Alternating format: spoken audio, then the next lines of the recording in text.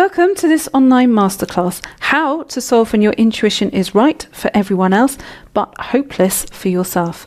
People come to you with their problems. The stranger on the train sat next to you, you're busy reading your book, and they turn to you and decide to have this very long, deep conversation with you, and you wonder, what on earth have I done to attract this person, and why are they telling me their deepest, darkest secrets? You also find that that happens with relatives. Relatives come to you as the problem solver, and you'll find that friends come to you and for your opinions. You're the one person people call when they need answers or they need help. Why? You have two parts to your nature that they are deeply attracted to. They are attracted to your empathy and your intuitive skill. You have an intuitive skill even if you don't realize it. How and why do you have the ability to think intuitively? Your thinking process is different from the average person. How do I know that you have this ability? Because you have that empathic nature.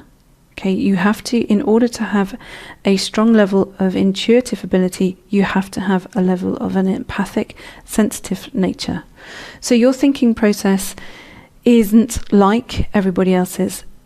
Everybody else's has a linear focus. So it has a starting position and an end point, and it thinks in sequence. So in events passing from one thing to another to another to an end. Your thinking process isn't in the terms of problem solution. Your solutions are an emotional process. And that emotional process is governed by your nervous system. So your thinking actually happens as a circular motion. So if you think about how everybody else's is when it comes in a linear process from here to here, and yours goes in a softer circular motion, because yours is based in emotions. Your decisions as an intuitive, sensitive person are emotion first and logic second. Most other people base their decisions in logic and sequence first. So they base it from here to there. They get stuck though if the decision requires emotion. So if it requires something else to draw upon, that's where people get stuck. Intuition, in terms of emotional decisions governed by the nervous system, are much faster than logic. So your way of looking at things is much faster this way around than it is in terms of starting and end point. Today's society is fast. Decisions need to be made quickly. Logic is now becoming too slow. People sense that, but they don't understand it. Okay, that's where you come in.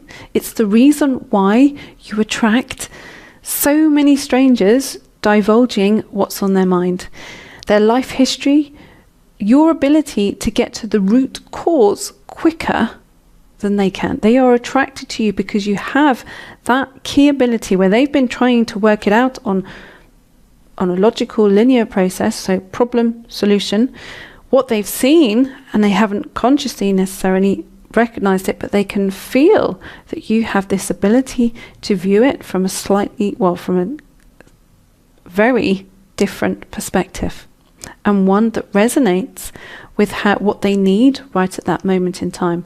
They're attracted to the emotions your energy gives off. That's your empathic skill, your emotional intelligence. Okay, the trouble is you find it hard to figure your own emotions and how they work, which is why your intuition for everyone else is fine, but for you it's patchy. So when it comes to other people's world of their circular motion and where the emotions come up, you can recognize it. But when you have to apply it to your own world, you get confused by the emotions going around in a circular motion. So you think that you have to apply the process of how everybody else views it, which is from problem, solution. I have this problem, how can I fix it? What gets in the way is your ability to recognize what those are in terms of your emotions swirling around. I'm Heidi Sire. My speciality is intuitive, sensitive people, knowing who you are and how you operate in the world. You'll now be asking yourself, okay, maybe this resonates with me, but am I intuitive? I'm not sure about that. Your head is saying, well, am I? Not sure. Am I an intuitive, sensitive person? I don't think that I am. I don't know that I am. I'm not sure that I am. You are. Otherwise, you wouldn't still be listening to me. So, what are the key areas that you need to look at as far as your own decision making is concerned, so that you are not getting confused by your own emotions, and so it makes it hard for you to interpret what is for you and where it is more appropriate for somebody else, or when it is more appropriate for somebody else. And so that it becomes easier for you to be able to interpret your own world, your own intuitive component, which is, as I said earlier, based in your emotions. What's going to help you figure this out? Well, number one, this is what you need to do. You need to look at it from the perspective as, is it intuition or is it drama? This is a crucial distinction to make, okay? The ego will look to extend a drama, whereas intuition is focused on peace. Okay, so just very quickly to have a look at it in here, in this picture that's behind me, if you look at it from the perspective of your ego is sitting here around this 9 vibration, and you look at it in terms of your intuition sat here, from the soul's perspective, and this is you in your everyday world as your body. Okay, so most people are looking to it, as you could see from here, let's say problem solution. So they're looking to the ego almost for the solution. Your way of looking at things is to go round here to look at all of the different factors that are involved. So in anyone's thought processes and how you make decisions, there's emotion involved, there's logic involved, and there is a wider perspective of how you look at things. So the distinction to make for yourself and when making a decision is, first of all, is to ask yourself, is it my intuition giving me this answer, or am I looking for drama? The ego will always be looking for an element of drama. Okay, so the ego will look to extend a drama, whereas intuition is focused on peace. So your decision, when it feels, does it feel like this is going to be something that's going to extend a drama, or does it feel like it's based in peace?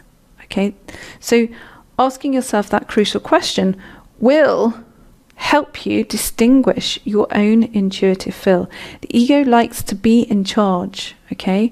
It has a sense of self-importance. If it can rescue, it will. Okay, so if it feels it have a sense of its own importance by rescuing, it will go, how can I rescue this situation? Ego, though, can masquerade as intuition.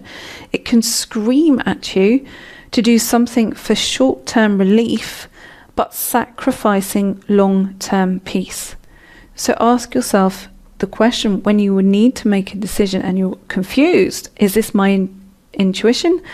Is it not? How can I tell the difference? I'm not very good at it for myself. Look at it from that perspective. Look at it from, is it the ego trying to create drama, or can you feel a deeper peace circulating?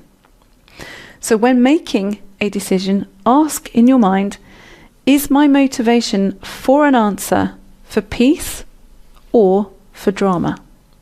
Second thing to be very mindful of as far as your decision making is concerned, and recognizing when you can look for the intuitive process within your own world rather than only ever being accurate for everybody else. So number 2 is to ask yourself the question, is it intuition or history talking? Okay, so if it's your history talking, you will find that there are components within that decision that are based in your past. Okay, so if you're making a decision on a partner, as an example, so you're meeting somebody, let's say you're on a date, and you're looking at the person and thinking, do I like them? Do I not like them? If it's based in your history, you'll find yourself tipping yourself back into something that reminds you of the past. If you're making it on your intuition, thinking, actually, this person feels to me like they're a really nice person, but can I really trust them because I've made lots of inaccurate decisions in the past? Again, you need to ask yourself, look to number one, is it my intuition, or am I looking for drama? Or then to extend it into number two, which is, are you looking, where are you looking?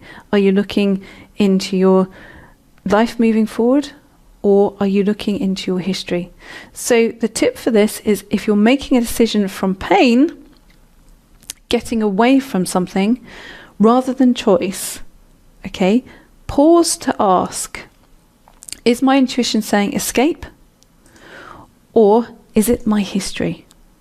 Okay, if it's your history, then pause for the life lesson. Okay, so if your history is coming in, pause, take a moment, because the emotions will circulate to give you what the life lesson is. And it doesn't mean, and the beauty in intuition and how it circulates is that it's not looking to aggravate you, it's looking to acknowledge and pass something through. Okay, so how do you access your own intuition for decision making? Remember, intuition is subtle. Okay, that circular movement is subtle. It's not boom, boom. It's subtle, and it moves in a very subtle motion. It's received gently through the senses. Okay, it arrives through the nervous system, which is why it's really important that you have that you spend time with yourself tidying up certain emotions around things going on in your life, or things that have happened in your life, so that you can see more clearly when those come up. Okay, so remember, intuition is subtle, it's received gently through the senses, it arrives through the nervous system. If your own nervous system is screaming with ego panic, you won't hear it. Okay, so you calm the panic with, one, asking yourself, is this decision based in intuition or drama? Two, asking yourself, when a decision feels you're pushing away rather than towards something, if it's your insight or it's your history talking. Okay? Now, if you want to know how to make decisions specifically unique to you, and you think, actually, what you've shown me so far has been great, but how do I make that specific to me? You don't understand me, Heidi, because I have this or I have that happening in my life, which is slightly more complicated than you've actually covered right now.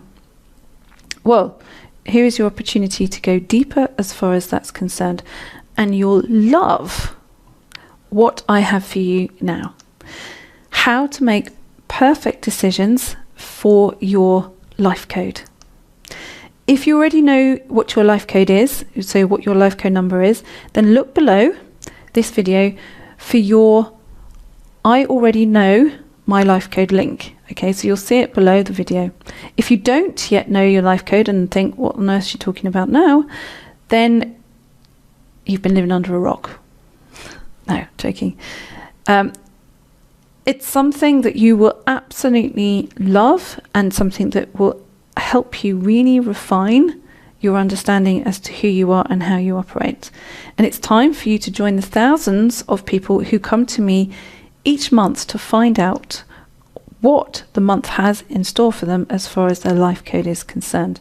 So if you don't yet know your own life code, what your life code number is, look below this video to find a special link that I have for you, which is, the link is Tell Me More About Life Codes.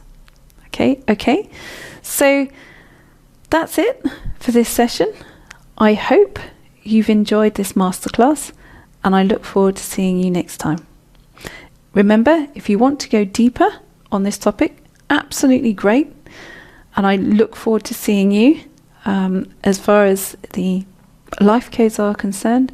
If not, fair enough. I'll see you next time. Bye for now.